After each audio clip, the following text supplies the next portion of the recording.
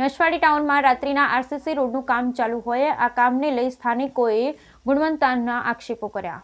નસવાડીથી કલેડિયા જવાનો રોડ અંદાજિત 1.5 કરોડથી વધુનો ખર્ચ બની રહ્યો હોવા છતાંય ફક્ત મજૂરોના ભરોસે કરાઈ રહી છે કામગીરી। રાજકોટની વિશ્વાસ એજન્સી દ્વારા ટેન્ડરના ભાવથી 5% વધારે ભાવથી કામગીરીને લેવાઈ હોવા છતાંય કામગીરીની ગુણવત્તાને લઈ પ્રશ્નો ઉઠ્યા। પંચાયત R&Bના એન્જિનિયર નથી હાજર કે નથી કોન્ટ્રાક્ટરો, કોઈ એન્જિનિયર હાજર। ગટરના ઉભરાઈ રહેલા પાણીનો નિકાલ કર્યા વગર ઉતાવળે ઘોડે કામ ઝડપી પૂર્ણ કરવા રાત્રિના ચાલી રહ્યું સ્થાનિક રોષ વ્યક્ત કર્યો। Bureau report Rehan Patel, Chhota Udepur.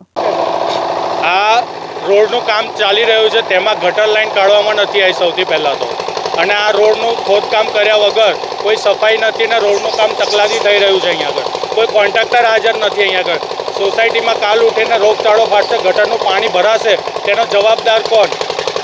આમ તદ્દન બિલકુલ ખરાબ થઈ રહ્યું છે। 3rd ક્લાસ ક્વોલિટીનું ચાલી રહ્યું છે। અહીંયા આગળ કાળી વાપરવામાં આવી રહી છે। આ રોડનું કામ જે ચાલે છે તે કોઈ જાતનું બી ગટર લાઈન કે કોઈ બી કામ કર્યા વગર જે વર્ષોથી પાણી ભરાય છે એ ગટરો બી સાફ કરતા નથી, અને રોડ ઊંચો થશે ને પાણી ભરાશે।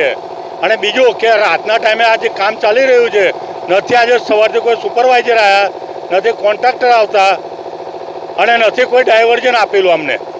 ખરેખર તો કાયદેસર ડાયવર્ઝન બી આપવું પડે અમને। ડાયવર્ઝન આપ્યા વગર કોઈ જાતનો રોડ બને નહીં। બિલકુલ તકલાદી કામ છે, અને કાળી રેતી ચલવે છે આવ્યા જે નદીની છે નસવાડી। અમામ જે સરકારે આપેલું છે તે સારું થાય, અને ગટર લાઈન ને બધું બન્યા પછી જોરવાળો બને। બાકીના આ તો શું છે, સોસાયટીવાળા અને બીજું આ જે રોડ બને છે તેની પર મોટી મોટી ટ્રકો ચાલે છે રેતી ભરેલી હાઈવા, અને જો આ રોડ પર જે આરસીસી બને છે તે કેટલા દાડા ટકશે?